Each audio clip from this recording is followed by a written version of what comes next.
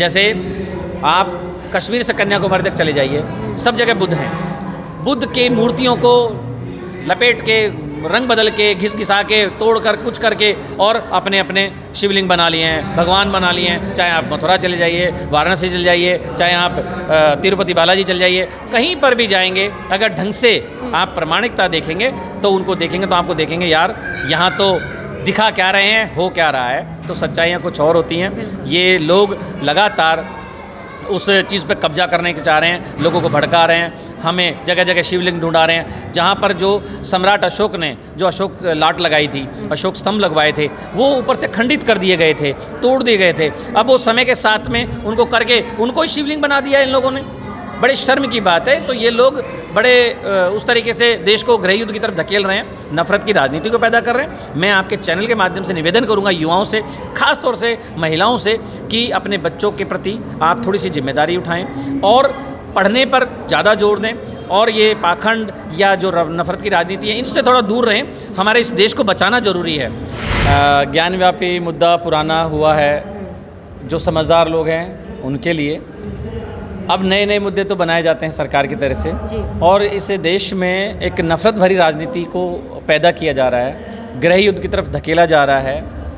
और जान करके, ये अभी से नहीं, ये बहुत पहले से हो रहा है।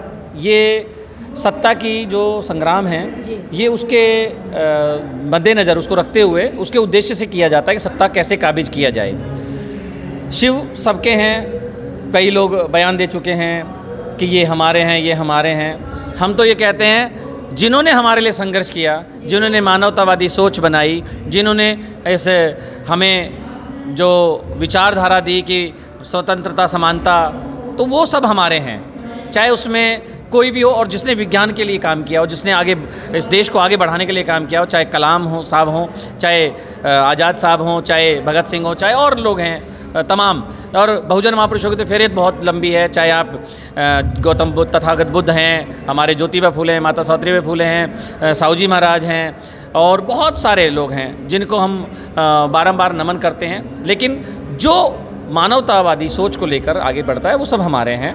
अब यहाँ मुद्दा आपने बताया कि भाई शिव किसके हैं, हमारे लोगों को छला जाता है। इस देश के लोगों को जो धार्मिक सिंबल हैं उनको, उनके ऊपर उनको लूटा जा रहा है, उनसे उनको भावनात्मक उनके लूटने का कार्य किया जा रहा है, और उनकी सोच को उस तरह से बदला जा रहा है कि वो नफ़रत पैदा करना शुरू कर दें। मैं आपको यहाँ बता दूँ कि मैं आज गैर मुस्लिम आदमी हूँ, लेकिन अगर मैं आज टोपी लगाकर अपनी गाय को जो पाल रहा हूँ, मेरे घर में पिछले कई 15-20 साल से गाय पाल रही है, अगर मैं उस गाय को अपने घर से दूसरे घर पे ले जाऊँ ना, जो कि 10-15 किलोमीटर की दूर है, तो मुझे नहीं लगता कि मैं जिंदा मेरे घर सही सलामत पहुँच पाऊँगा।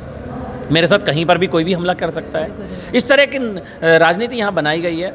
अब धार्मिक भावनाएं हैं, धर्म आस्था व्यक्तिगत चीज़ है, आप कोई भी धर्म में पैदा हो सकते हो, लेकिन आप किसी भी धर्म को मान सकते हो। ये हमारे देश का संविधान और जो परम पूज्य बोधिसत्व बाबा साहब हैं, ये उनका संघर्ष है कि आदमी कभी भी अपनी स्वतंत्रता, धार्मिक स्वतंत्रता कहीं पर भी कैसे भी कर सकता है। आपने देखा होगा, मुस्लिम थे जो ईसाई हो गए, या हिंदू हो गए जो हिंदू थे वो ईसाई हो गए, मुस्लिम हो गए, तो तमाम वो चीज़ें हैं। बुद्धिस्ट तो इस देश का पुराना धर्म रहा ही है, जो पहचान भी अगर हम कहेंगे कि भारत की जो पहचान है वो तथागत बुद्ध और डॉक्टर अम्बेडकर जी की वजह से, बाबा साहब की वजह से है। वहाँ पर कहीं शिव की वजह से भारत की पहचान नहीं है विदेशों में। अब हमारे लोगों को समझना पड़ेगा, हमारी धार्मिक भावनाएं हैं, हमारे स्वतंत्रता है, हम किसको माने, लेकिन कोई माने या ना माने उस पर हमारा कोई जोर नहीं होना चाहिए, ना हमें उस पर टिप्पणी करनी चाहिए। तो सर क्या कारण है, SC/ST के लोगों को शिक्षा भी मिल गई है, लेकिन फिर भी कावड़ लेने के लिए सबसे ज़्यादा लोग SC/ST के मिलते हैं? नहीं, कौन सी शिक्षा मिली है? पढ़ा लिखा होना अलग बात है और समझदार होना अलग बात है। मैं आपको यहाँ इसलिए कह रहा हूँ कि हमारे एक महापुरुष हैं और उनको बहुत सारे लोग फॉलो करते हैं। कबीर साहब कभी स्कूल नहीं गए, लेकिन उनके ज्ञान के आगे कितने भी जो बहुत ज्ञानी जो बनते हैं ना, उनके प्रश्नों का जवाब जो 600 साल पहले जो उन्होंने किए थे उनका आज भी जवाब नहीं है। तो पढ़ना लिखना अलग बात है, लेकिन सामाजिक ज्ञान होना और सही गलत की पहचान होना एक अलग बात है। आज आप मैं बता दूं कि डॉक्टर ऑपरेशन कर रहा है, साइंस की पढ़ी हुई टीचर है, बायोलॉजी पढ़ रही है और वो करवा चौथ का व्रत कर रही है अपने पति के लिए, पढ़ी लिखी होने के बाद। तो मैं तो नहीं समझता कि उसकी पढ़ाई सार्थक है। इससे अच्छा तो अनपढ़ा वो महिलाएं ज़्यादा अच्छी हैं जिनको ज्ञान हो गया है कि मेरे व्रत करने से मेरे पति की उम्र से कोई फ़र्क नहीं पड़ता। तो ये पढ़ना लिखना और ज्ञान का अलग लेवल होता है। मैं यहाँ ज़रूर कहूँगा कि हमारा समाज को पढ़ने का अधिकार बाबा साहब की वजह से मिला। जी। जो बहुजन हैं उनको पढ़ने का अधिकार भी यहाँ मिला। महिलाएं हैं, अगर महिलाएं आज अगर सीएम बन रही है, पीएम बन रही है, राष्ट्रपति बनी है और एमएलए बनती है या कहीं पर भी टीचर है, नौकरी कर रही है, किसी भी समाज की हो, किसी भी धर्म की हो, सभी महिलाओं का उद्धार अगर किया है तो बाबा साहब ने किया है। अब बाबा साहब को कितनी महिलाएं मानती हैं ये महिलाओं से आप जान के सकती हैं। आप भी खुद एक लड़की हैं, महिला हैं, मतलब आप उस वर्ग को रिप्रेजेंट कर रही हैं। आप खुद सोचिए कि आपके जो वर्ग में कितने लोग बाबा साहब को मानते हैं, जबकि बाबा साहब सबसे बड़ा उदाहरक है हमारे। लेकिन ये सिर्फ इसलिए हुआ है क्योंकि बाबा साहब को और उनके विचारों को आगे बढ़ने नहीं दिया गया, उनको पहुंचने नहीं दिया गया। तथागत बुद्ध को और उनके धम्म को ख़त्म कर दिया गया। जो मानवतावादी समानतावादी जो सोच थी उसको लगातार ख़त्म करने का प्रयास जारी रहा और उसकी वजह से ये मामला ये घटा कि हम लोग पीछे जाते जा रहे हैं। दिखाने में किताबों में हम पढ़ रहे हैं। अब मैं आपको स्कूल की बता दूं, इस देश के अंदर शिक्षा क्या दी है? शिक्षा दी है आओ जी दलिया खाओ जी घर जाओ जी। यहाँ की जो शिक्षा है, आई जी दलिया खाओ जी घर जाओ जी, उन्होंने पढ़ाने का काम नहीं किया। हमारे बच्चों की नींव कमज़ोर कर दी है। हमारा जो तबका था पढ़ लिख करके आरक्षण की वजह से नौकरियाँ लगने रहा था, लेकिन वो नौकरियां लगने के बाद में हमारे जब बच्चे लगने लगे, अफसर बनने लगे, कोठियाँ बनी, गाड़ियाँ बनी, तो यहाँ पर उनके पेट में दर्द होने शुरू हो गया। ये तो पढ़ गए, आरक्षण तो ख़त्म नहीं कर सकते, क्या करें? तो उन्होंने हमारी शिक्षा को बर्बाद करके रख दिया और हमारी शिक्षा को बर्बाद किया है। और सिर्फ नाम की शिक्षा हैं, बाकी ऐसा कुछ मिल नहीं रहा है। अभी भी आरक्षण लागू नहीं हुआ पूरी तरह से। हाँ, अब बात आती है कि कावड़ क्यों ले जा रहे हैं? क्योंकि उनकी सोच को इसी तरह से बनाया गया है। जितना युवा है, और ख़ासतौर से अब तो मैं बड़े दुख के साथ ये कह रहा हूँ कि वो जो बच्चे हैं छोटे छोटे, महिलाएं, लड़कियां तैयार हो गई हैं कावड़ लाने के लिए। क्यों? उनको वहाँ पर नशा परोसा जाता है। 2% लोग आस्था से जाते हैं, 98% लोग सिर्फ मस्ती के लिए जाते हैं, नशे के लिए जाते हैं। और वहाँ पर क्यों नहीं जाएंगे? क्योंकि आप देखिएगा यूपी सरकार के लोग कभी गरीब की मदद नहीं करेंगे, दुखियारों की मदद नहीं करेंगे। आपने कोरोना काल में देख लिया। लेकिन कावड़ वालों के ऊपर फूलों की वर्षा हेलीकॉप्टर से मुख्यमंत्री करता है, मंत्रियां करते हैं, तो उनको हर सुविधा दी जाती है। वहाँ पे उनको खाने की व्यवस्था, पीने की व्यवस्था, नशे की व्यवस्था, गांजे की व्यवस्था, हर तरीके का नशा उनको दिया जाता है। हर तरीके की अश्लीलता वहाँ होती है। अब आप सोचिए कि युवा आकर्षित होगा क्यों नहीं? हमारा युवा भटक गया है और उसको भटकाया जा रहा है लालच दे दे के। इसी तरीके से क्यों पहले लोग मंदिर नहीं जाया करते थे, लेकिन आप इतिहास खोजेंगे तो पता चलेगा खजुराहो के मंदिर हैं। क्यों बनाए गए ऐसे?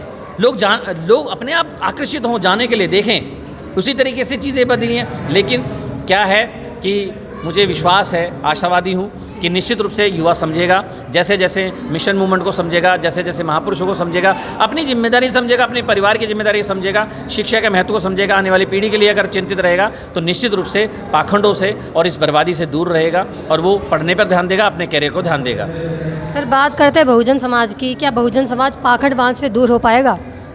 देखिए, मैं इस बात को आपको पूरी ईमानदारी से कह सकता हूँ कि 100% तो नहीं, लेकिन जिस बहुजन समाज के वर्ग व्यक्ति ने अपने आप को पहचाना है, अपने महापुरुषों को पहचाना है, अपने इतिहास को पहचाना है, वो पाखंड से दूर जरूर हुआ है। मैं इसका जीता जागता उदाहरण हूँ। मैं भी किसी हद तक बहुत पाखंड किया करता था 8 से 10 साल पहले, और बहुत पाखंड किए। लेकिन एक बार जब ज़रूरत पड़ी, जब समझ में आया, मनन किया, समझा, और मैं जिस प्रांगण में खड़ा हूँ, समता बोध विहार, यहाँ से मैं जुड़ा, सम्यक प्रकाशन से कुछ किताबें ली, बोधाचार्य जी के संपर्क में आया, तो मेरी ज़िंदगी बदल गई। मुझे समझ में आ गया ये पाखंड से मैं लाखों रुपये हर साल बर्बाद कर रहा हूँ। तो मैंने ये सारी चीज़ों को देखते हुए मेरे को ये समझ में आया कि ये निश्चित रूप से गलत मार्ग है। हमें बच्चों को पढ़ाना चाहिए, हमें अपने पे बैक टू सोसाइटी अगर कुछ देना है तो समाज को दीजिए, गरीब तबके को दीजिए, पढ़ने में सहायता कीजिए, महिलाओं की सहायता कीजिए, उससे हमारा शायद कुछ आगे भला होगा। पाखंड में लुटने से कुछ नहीं होगा। मैं बदल गया तो सारे लोग बदल जाएंगे, ऐसा मैं विश्वास करता हूँ। लेकिन कहीं तक मैं मानता हूँ 100% तो नहीं,